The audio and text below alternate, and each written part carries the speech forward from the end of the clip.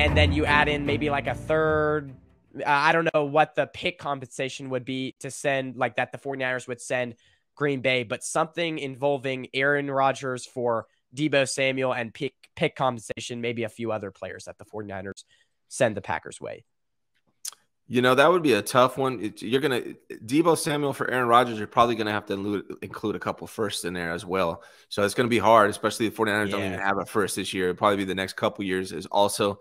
And, Aaron Rodgers is going to cost a ton of money. It seems like to me that the 49ers are okay with going into the season with Brock Purdy and Trey Lance as their starters. They're both very affordable together combined. They're under $10 million between the two of them. I think that's what the 49ers have to do and are looking to do.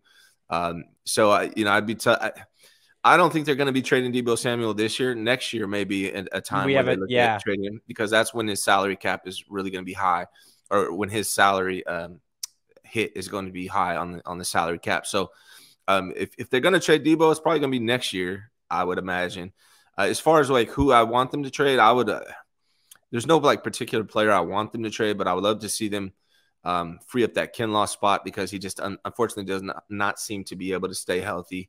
And he's going to cost about $5 million. If they trade him, they could save about $2 to $3 million. And what they really need to target is there's three positions the 49ers need to seal, in my opinion. For the first one, most important, is quarterback. Maybe we have that with Brock Purdy and Trey Lance already. That's yet to be determined, but maybe we do. After that, it's going to be that right tackle position.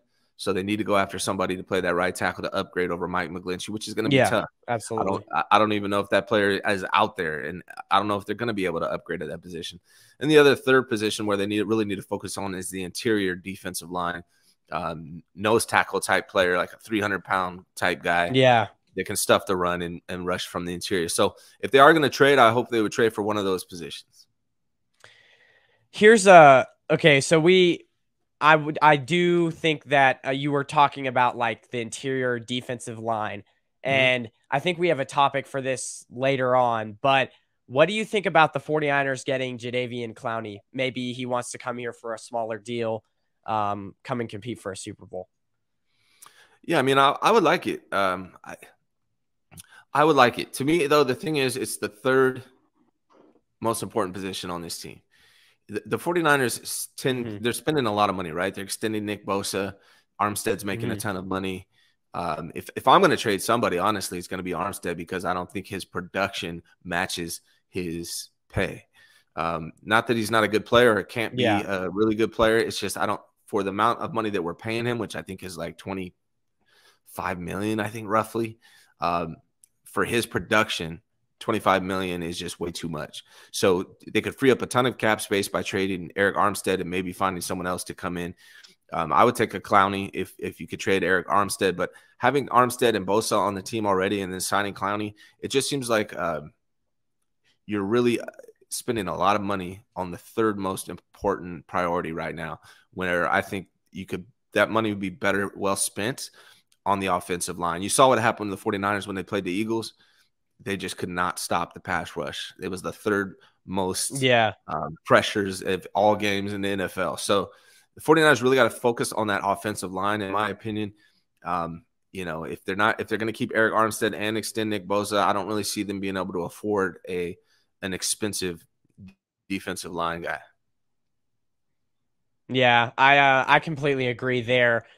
I think the 49ers think that defensive tackles they can get in the draft. I think they're going to spend at least, I think, 2 picks in the draft with defensive tackle. And then I have this guy on, I've created a note of him, but I need to real quickly look it up. He's a really interesting prospect that the 49ers could get in the 5th round. He's a defensive tackle prospect. Real quick, I'm just looking him up. Sure. Carl Brooks, look him up. So Carl Brooks from Bowling Green, he's a defensive tackle, massive dude, like over 300 pounds, and is a pure run stopper. Reminds me a lot of DJ Jones. So look that guy up. And if they can draft somebody like that, then maybe if they can draft defensive tackles in the later round, then maybe they can look elsewhere. Like you said, when trading, like I think they need to trade or address the right tackle position in free agency. and then they need to draft the defensive tackles, because I think it's easier to find defensive tackles later in the rounds than a right tackle or a defensive end.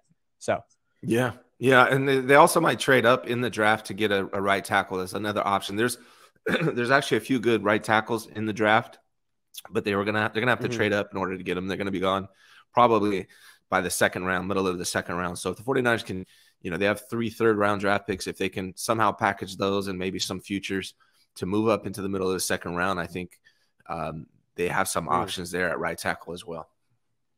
Yeah, it is a decently deep right tackle class, I've heard. I mean, I haven't really gotten into it too much, but let's get to some of the comments. Franchise, hold on. Franchise says, "What's good, y'all?" And then Coach Dante says, "What up?" And then Franchise says, "Do you think the 49ers sign a quarterback to put pressure or hold on, my gosh. Do you think the 49ers sign a quarterback to put pressure or more competition on Brock and Lance?" I think we already answered that. So, and then David McNiner is in the chat. Jimmy is a term of endearment. We ain't horns with James Garoppolo anymore. Oh, homies. My bad. Okay. So let's go to the next. Would you give Nick Bosa more? Well, do you want to cover this a little bit more, or I think we you tell me, brother. I don't know if what you hear. I mean, we could quickly. Would you give Nick Bosa more help on the edge by drafting an edge rusher with one of your first picks, or would you roll with the guys you have? The 49ers typically do a good job finding edge rushers, in free agency guys, no-name guys that are kind of written off. And so hopefully we re-sign Aminu and they just can find some of those guys. The 49ers D-line coach does a great job coaching them up and making them play above where they've been able to play in the past. So I think that's probably how they're going to approach it, and maybe draft a couple. Also, Drake Jackson, I expect to make a big sophomore leap. So the edge I'm not too concerned about with 49ers. That might be my 4th priority. It's really the interior, which I'm hoping they address. But yeah, I mean, I think you can always build up D-line. The trenches are the most important thing. 49ers got to really fix that offensive line, but then defensive line should be a priority as well. So